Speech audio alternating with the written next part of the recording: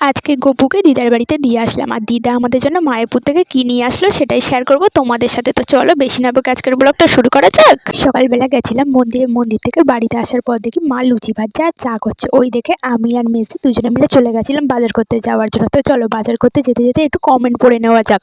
তো মুন নামে একজন দেখে আমার ব্লগে কমেন্ট করে নাম নেওয়ার কথা বলেছিল। তো যাই হোক, তারপরে আমি আর মেসি কিছুটা দূর গিয়ে দেখি যে বাসু কাকু এখনো সবজি নিয়ে রাস্তার দিকে বেরোয়নি। সেই জন্য ওখান থেকে আমি আর মেসি দুজনে আবার বাসু কাকুর বাড়িতে গেছিলাম।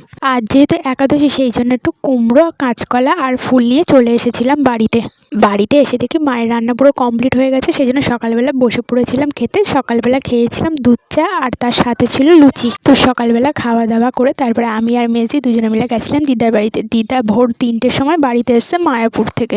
সকালবেলা যখন মন্দিরে গেছিলাম তখন দিদার সাথে দেখা হয়েছিল। দিদা বললো পাটা আমার ব্যথা করছে আর শরীরটাও ভালো লাগছে না। তো আমি আর ব্যাগ খুলিনি, তোর একটা টাইমে পরে এসে ব্যাগটা খুলিস। ব্যাগ খুলে দেখি প্রতিবারের মতনই দিদা যখন যেখানে যায় যেমন প্রসাদ আনে, এবারও ঠিক তাই অনেক প্রসাদ নিয়ে এসেছে। তো ব্যাগ থেকে প্রসাদ বার করে দিদাকে অর্ধেকটা দিয়ে দিয়েছিলাম। দিদা নিজে তো খাবেই, তার সাথে আরও কাউকে দেওয়ার হলে দেবে। আর বাদ বাকি প্রসাদগুলো আমরা নিয়ে চলে এসেছিলাম। বাড়িতে আসার পরে গপুকে দুপুরবেলা সেবা দিয়ে ভাবলাম এবারে আমি একটু ফোনটা দেখতে মাঠের দিকে যাব। তারপরে দেখি আমার স্টুডেন্টের বাবা ফোন করে বললো একটু পড়িয়ে দিয়ে যাওয়ার কথা। তো দুপুর 12:30টার সময় গেলাম পড়াতে। তো পড়াতে গিয়ে ভূমিকম্পের যা একটা ঝাঁকানাকা খেলাম, আমার লাইফের কথা তো বাদই দাও, আমার দিদা পর্যন্ত বলছে যে আমার জীবনে আমি প্রথম এমন ভূমিকম্প দেখলাম।